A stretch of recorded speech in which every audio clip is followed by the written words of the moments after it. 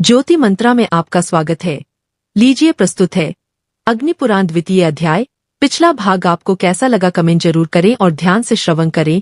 हमें आशा ही नहीं पूर्ण विश्वास है कि यह सीरीज आपके जीवन को पूर्ण खुशहाली, सफलता और समृद्धि के तरफ ले जाने में अतुलनीय भूमिका निभाएगी। वशिष्ठ जी ने कहा, अग्निदेव, आप सृष्टि आदि के कारणभूत भगवान विष्णु के मत्स्य आदि अवतारों का वर्णन कीजिए। साथ ही ब्रह्म स्वरूप अग्निपुराण को भी सुनाइए, जिसे पूर्व काल में आपने श्री विष्णु भगवान के मुख से सुना था।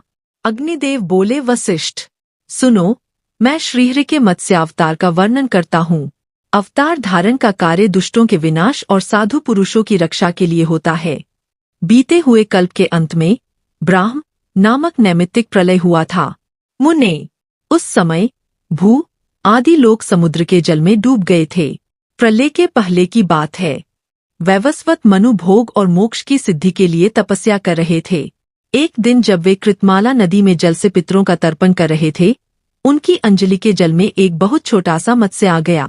राजा ने उसे जल में फेंक देने का विचार किया। तब मत्स्य ने कहा, महाराज, मुझे जल में न फेंको, यहाँ ग्राह आदि जल जंतुओं से मुझे भय है। यह सुनकर मनु ने उसे अपने कलश के जल में डाल दिया। मत्स्य उसमें पड़ते ही बड़ा हो गया और पुनः मनु से बोला, राजन, मुझे इससे बड़ा स्थान दो। उसकी यह बात सुनकर राजा ने उसे एक बड़े जलपात्र में डाल दिया। उसमें भी बड़ा होकर मत्स्य राजा से बोला, मनो, मुझे कोई विस्तृत स्थान दो। तब उन्होंने पुनः उसे सरोवर के जल में डाला, किंतु वहां भी बढ़कर वह सरोवर के बराबर हो गया और बोला, मुझे इससे बड़ा स्थान दो। तब मनु ने उसे फिर समुद्र में ही ले जाकर डाल दिया।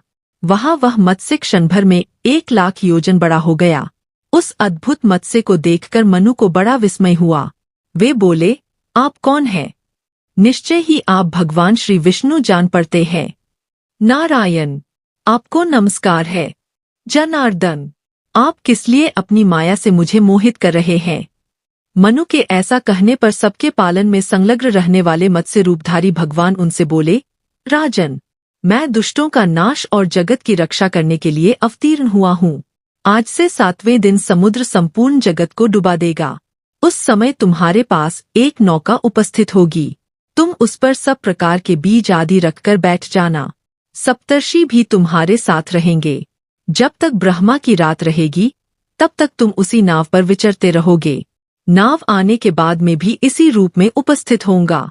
उस समय तुम मेरे सींग में महासर्प में रस्सी से उस नाव को बांध देना। ऐसा कहकर भगवान मत्स्य अंतर्धान हो गए और वैवस्वत मनु उनके बताए हुए समय की प्रतीक्षा करते हुए वहीं रहने लगे। जब नियत समय पर समुद्र अपनी सीमा लांघकर बढ़ने लगा, तब वे पूर्वोक्त नौका पर बैठ गए।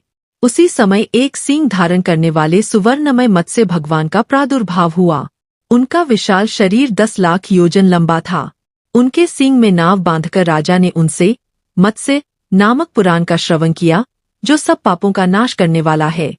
मनु भगवान मत्स्य की नाना प्रकार के स्तोत्रों द्वारा स्तुति भी करते थे। प्रलय के अंत में ब्रह्माजी से वेद को हर लेने वाले हयग्रीव नामक दानव का वध करके भगवान ने वेद मंत्र आदि की रक्षा की। तत्पश्चात वाराह कल्प आने पर श्रीहरि ने कच्छप रूप धारण किया। इस प्रकार अग्निदेव द्वारा कहे गए विद्यासार स्वरूप आदि आग्नेय पुराण महापुराण में मत्स्यावतार वर्णन नामक अध्याय पूरा हुआ। इसके अगले अध्याय को सुनने के लिए चैनल को सब्सक्राइब कर बेल आइकॉन को दबाकर नोटिफिकेशन को ऑल कर ले। जीवन को सफल बनाने के लिए अध्यात्म से जुड़ना ही सर्वोत्तम मार्ग है। खुद भी जुड़े, औरों को भी जोड़े। इसी तरह दीप से दीप जलाकर समाज ने छुपी बुराई रूपी अंधकार को ज्ञान के प्रकाश से दूर करने में अपना योगदान दें।